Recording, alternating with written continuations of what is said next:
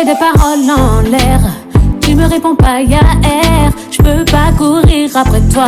C'est pas comme... Elle fait partie des meilleurs artistes du moment, avec un talent caractérisé par son pluriculturalisme musical. Avec plusieurs singles et 3 albums tirés du concept Afrozouk, elle aura conquis les cœurs des mélomanes des continents africains, européens et américains par leur qualité. À la fois chanteuse, musicienne, actrice, animatrice radio et journaliste, elle refuse de se voir en grande star, certainement par simple humilité. Elle, c'est Tia, l'artiste franco-ivoirienne qui allie de cultures différentes. Elle est l'invitée de Focus Culture de ce jour. Si tu veux mon avis, est-ce que j'aurais fait à ta place? Je cacherai mes sentiments, mes envies.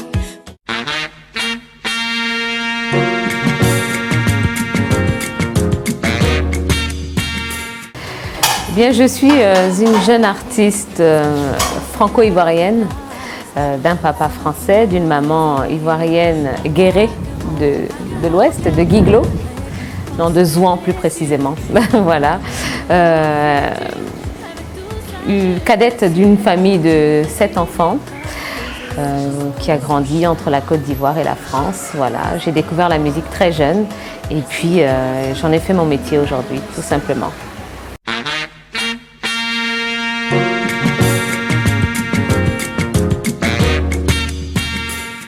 Je dirais que ça joue au quotidien sur ma vie, sur mes choix musicaux, sur ma façon aussi de vivre et d'élever mes enfants, par exemple.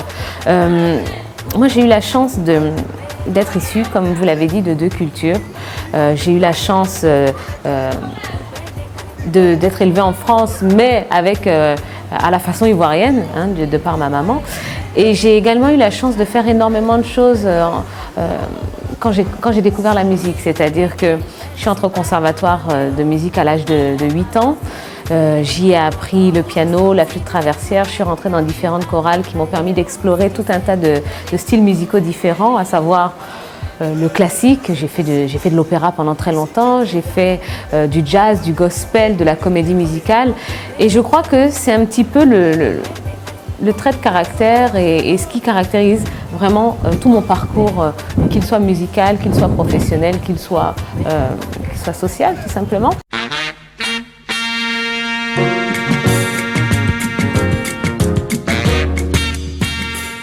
C'est pas à moi de vous répondre, hein. J'ai envie de dire, moi je fais les choses et je vis les choses comme elles viennent. Je peux pas répondre à cette question parce que ça dépend vraiment du regard du public. Je pense que même si vous posez la question à 5 personnes, elles auront 5 réponses différentes. Voilà, chacun voit la chose comme il la ressent.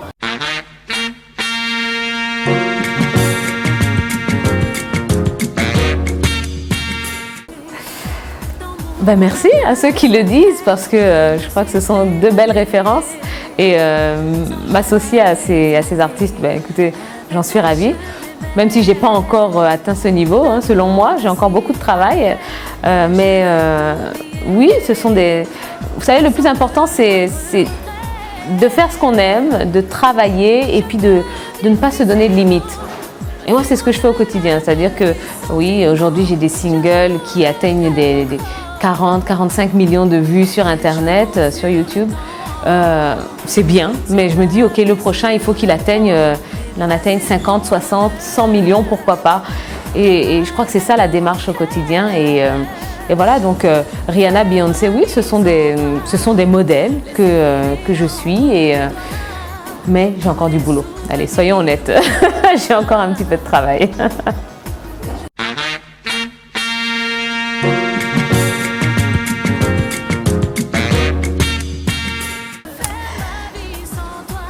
Alors ça c'est une belle question parce que je crois que les choses ont un petit peu évolué avec le temps.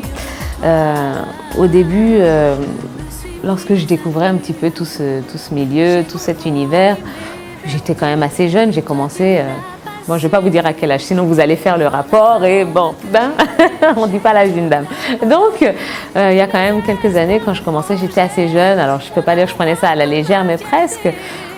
Voilà, j'allais en prestation. Bon, on me disait, oh, tu as une belle voix, donc ça me suffisait amplement. Hein, et puis, il n'y avait pas de préparation particulière. Aujourd'hui, maintenant que les choses sont un petit peu plus sérieuses, depuis quand même pas mal de temps, non, ben, c'est du travail au quotidien, des vocalises avant de monter sur scène, c'est répéter le spectacle parce que, contrairement à ce qu'on pense, rien n'est improvisé sur scène. Tout ce que je dis, tout ce que je fais, la façon de bouger, la façon de m'adresser au public sont des choses qui sont travaillées en amont, que ce soit des jours avant en salle de répétition, que ce soit juste dans ma chambre d'hôtel avant de monter sur scène. Voilà, comme je le dis, c'est vraiment un travail au quotidien et voilà, donc c'est ça, préparer, enfin ma préparation en tout cas pour un spectacle.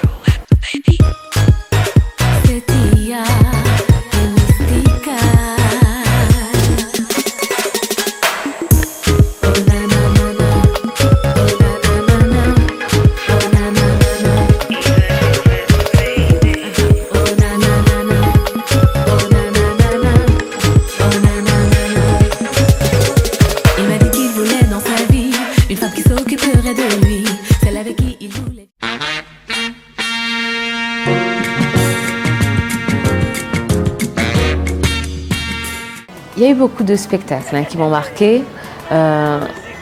Si je devais aller les hiérarchiser, je dirais que le premier spectacle vraiment qui a été émotionnellement très très très intense, ça a été mon premier concert ici en Côte d'Ivoire au Palais de la Culture, 2006.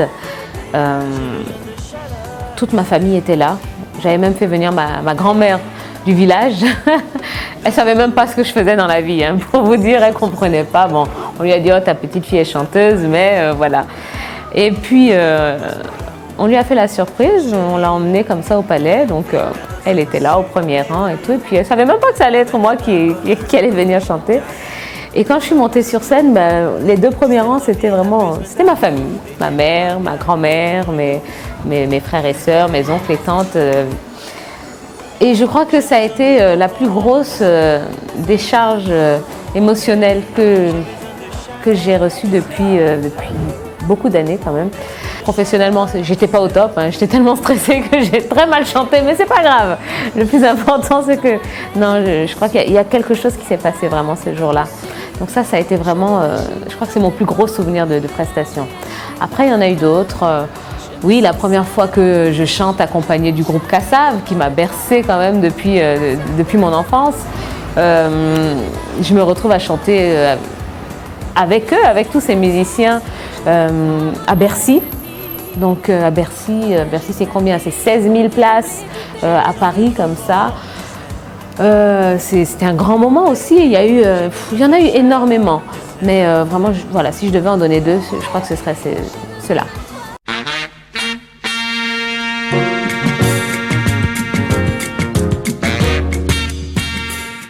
Ben, des relations professionnelles, j'ai envie de dire. Alors, ça m'a interpellée hein, parce qu'effectivement, il paraît que sur Wikipédia, on dit que je suis la cousine de DJ Arafat. Bon, moi, je ne savais pas, je l'ai découvert. Donc, non, ce sont des artistes que j'aime beaucoup, qui sont là, qui représentent très très bien l'Afrique à travers le monde entier.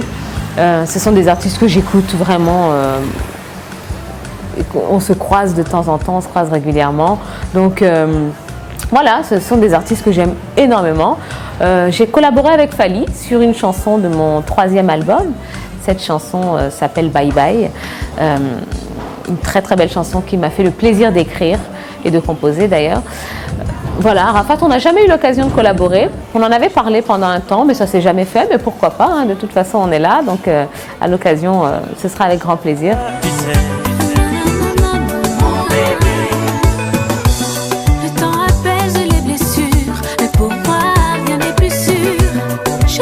Dans tes bras, mais la réalité me rattrape. Je me sens seule, abandonnée. Je compte chaque minute.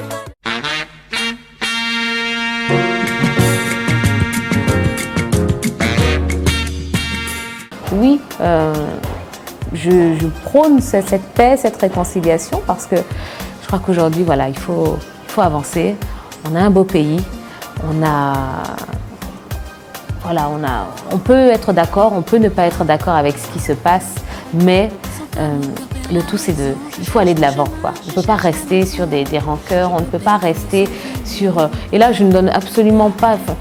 Je ne suis pas pour qui que ce soit, pro un autre, peu importe, ça n'a absolument rien à voir. Mais je dis simplement que la Côte d'Ivoire est un grand pays, la Côte d'Ivoire est un beau pays.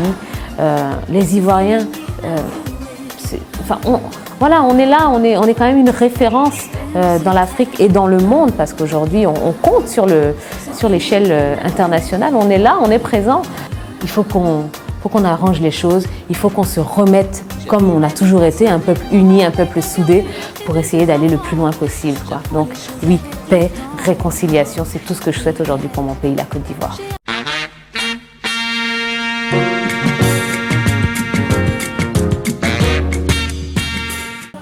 J'ai juste envie de dire que c'est arrivé bien tard, malheureusement, parce que la loi qui a été votée il n'y a pas très longtemps aurait dû l'être depuis quand même un petit moment. Être une femme, vous savez, au quotidien, c'est quand même extrêmement difficile. On doit se battre plus que les hommes. On doit en faire toujours plus pour essayer d'obtenir le même résultat.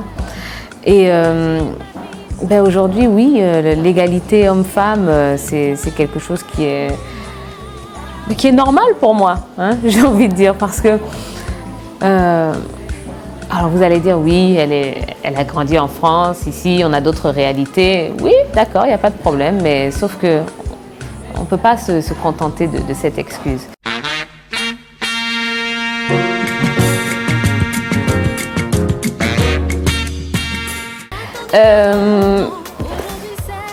Est-ce vraiment important?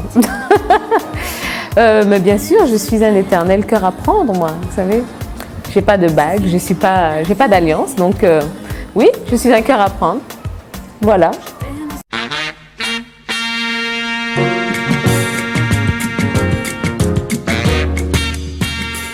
Alors je vais vous faire un petit extrait de mon tout dernier single qui s'appelle Étonnant et que je vous invite à découvrir sur toutes les plateformes. Le clip est là sur YouTube, donc vous tapez Tia Étonnant et ça donne ceci. Il n'y a rien d'étonnant, je préfère tout quitter. Tes mythos, c'est comment? Je préfère t'oublier. Yeah. Non, il n'y a rien d'étonnant. Je préfère tout quitter. Tes mythos, c'est comment? Je préfère t'oublier. Yeah. Non, il n'y a rien d'étonnant. Je préfère tout quitter. Tes mythos, c'est comment? Je préfère